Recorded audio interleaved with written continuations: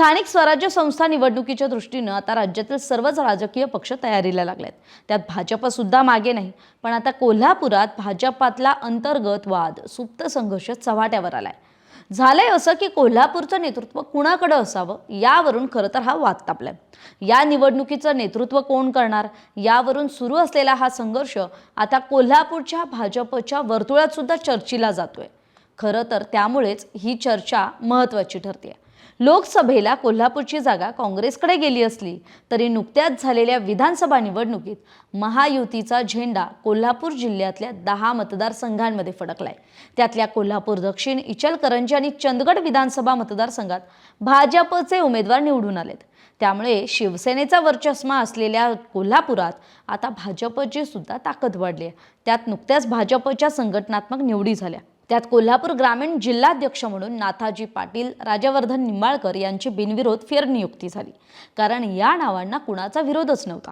पण कोल्हापूर महानगराध्यक्ष पदावरून मात्र भाजपातल्या मुन्ना महाडिक विरुद्ध चंद्रकांत पाटील यांच्यातला सुप्त संघर्ष चव्हाट्यावर आलाय। कारण कोल्हापूर महानगराध्यक्ष पदासाठी माजी नगरसेवक अजित ठाणेकर आणि विद्यमान अध्यक्ष विजय जाधव हे दोघेही इच्छुक होते। पक्षातील काही वरिष्ठ पदाधिकारी आणि खासदार धनंजय महाडिक यांनी ठाणेकरांचं नाव सुचवलं, तर मंत्री चंद्रकांत पाटलांनी विजय जाधव यांच्या नावाचा आग्रह धरला होता आणि दोन्ही नेते हे आपापल्या नावांवर समर्थकांवर ठाम होते। त्यातच 2 दिवसांपूर्वी रखडलेल्या जिल्हाध्यक्ष पदांच्या नावाची यादी जाहीर झाली। त्यात पाटलांनी बाजी मारली, कारण इथे विजय जाधव यांच्या नावाची घोषणा झाली आणि यावरूनच भाजपातला सुप्त संघर्ष सुद्धा समोर आला। कारण वस्तुस्थिती माहीत नसलेल्या महाडिकांनी काही दिवसांपासून स्थानिक स्वराज्य संस्थेच्या निवडणुकीसाठी यंत्रणा सज्ज केली। महापालिका, जिल्हा परिषद आणि नगरपालिका निवडणुकीची सगळी सूत्र पक्षाने खासदार धनंजय महाडिकांकडे दिलेत, ज्यानुसार त्यांना उमेदवार निश्चित करणं, निवडणुकीची रणनीती आखणं अशी जबाबदारी त्यांच्यावर आहे। तर तिकडे चंद्रकांत पाटलांनी सुद्धा कोल्हापूर दौऱ्यावर आल्यानंतर आपल्या परीनं आपल्याला हव्या तशा पद्धतीनं पक्ष संघटना आणि पदाधिकारी जोडण्याचा सपाटा सुरू ठेवलाय।